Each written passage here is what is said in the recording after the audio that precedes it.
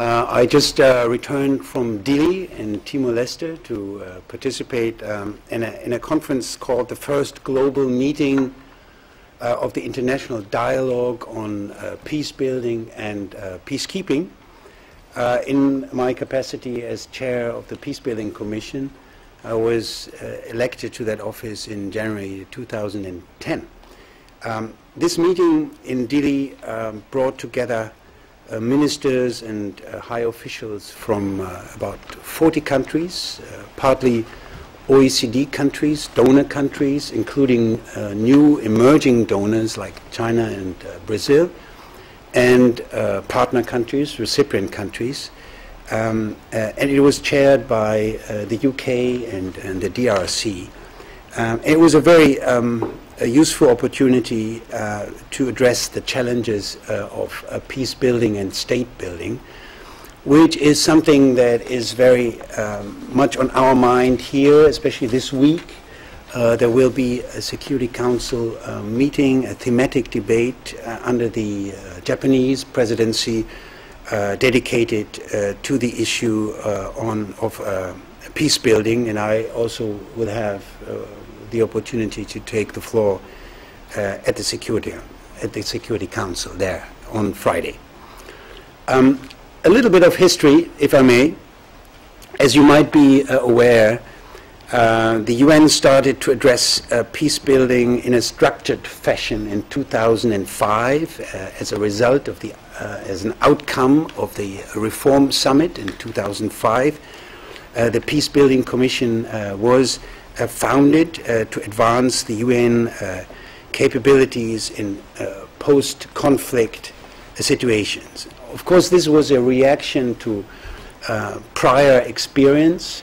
The World Bank in a study had found that almost half of all post-conflict states relapse into conflict within 5 years after peacekeepers leave, particularly in situations of internal conflict and civil war. Thus, in fragile states, the peacekeepers' work had too often turned out to be in vain because the phase between the peacekeeping and the end of the peacekeeping mission and the start of the development had not been adequately addressed. In order to fill this gap, this lacuna, the PBC was founded. There have been mistakes in this crucial phase between peacekeeping and development. No sufficient attention was being paid to national ownership, lack of coordination by donors, unrealistic goals, contradictory priorities, and so on.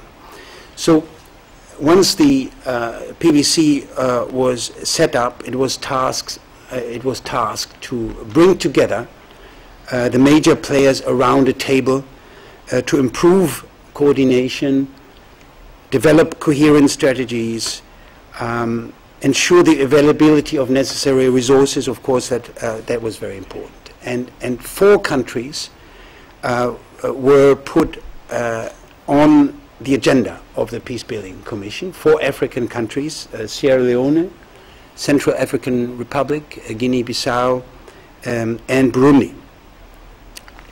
Since that time, important lessons have been learned, and prerequisite for successful peace building has been identified. And I just enumerate a couple of those lessons. A checklist of criteria, in a way, has been emanating in the past 5 years.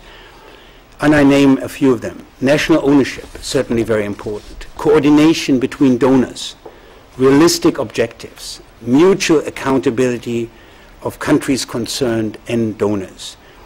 You know that in post-conflict countries, we are faced mostly with the crucial dilemma: high financing needs and low capacity, numerous priorities and scarce resources. And the best way for donors to help to reconcile those overwhelming needs on the one hand and the lacking resources on the other is to focus on a very narrow range of priorities in one specific sector. For example, police training or capacity building in a certain sector. So those have been a couple of criteria that we learned from previous lessons. We also have identified key priority areas of peace-building activities. And I think we can name 5 areas here. Basic safety and security, establishing political processes, providing basic services, and supporting core government functions, revitalizing economic activities. Those 5 key areas were enumerated and were elaborated upon in a landmark report by the Secretary General in the year 2009 called Fragile States. No, peacebuilding in the immediate aftermath Peacebuilding of conflict. in the immediate aftermath of conflict. Here's probably one of the authors. That report identified those 5 key areas.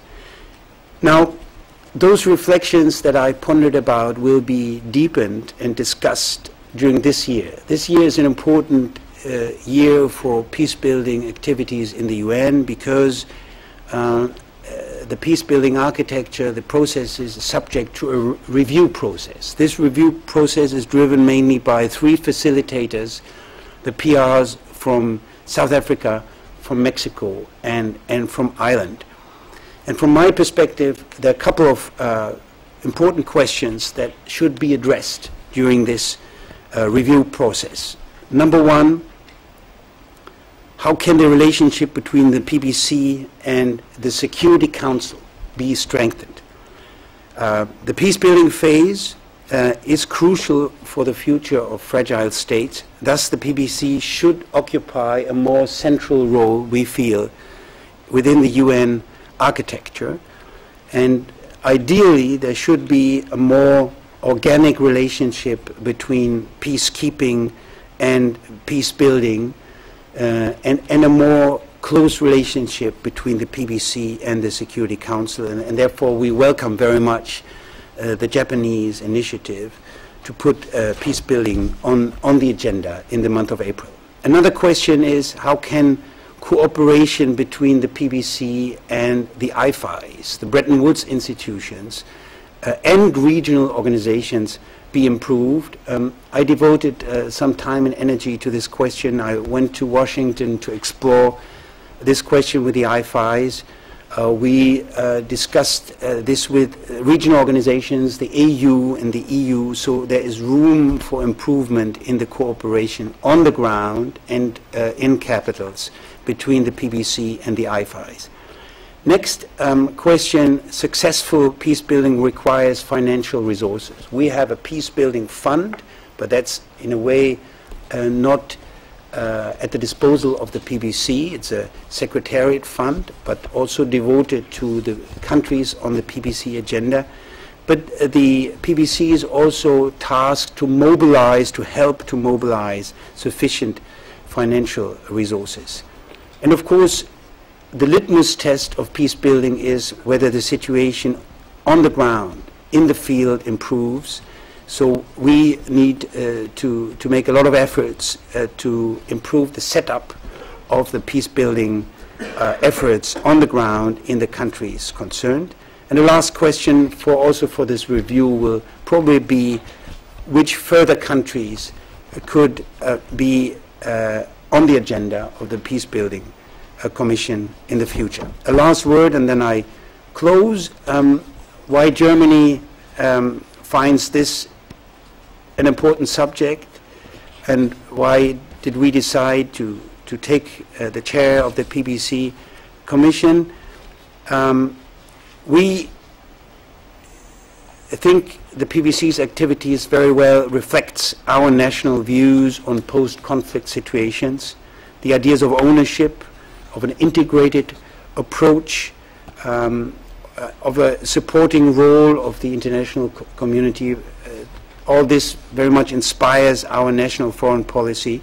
We think the PBC is unique and crucial institutions of the, a crucial institution for the UN, and we want to make it strong, want to make it work even better than in the past.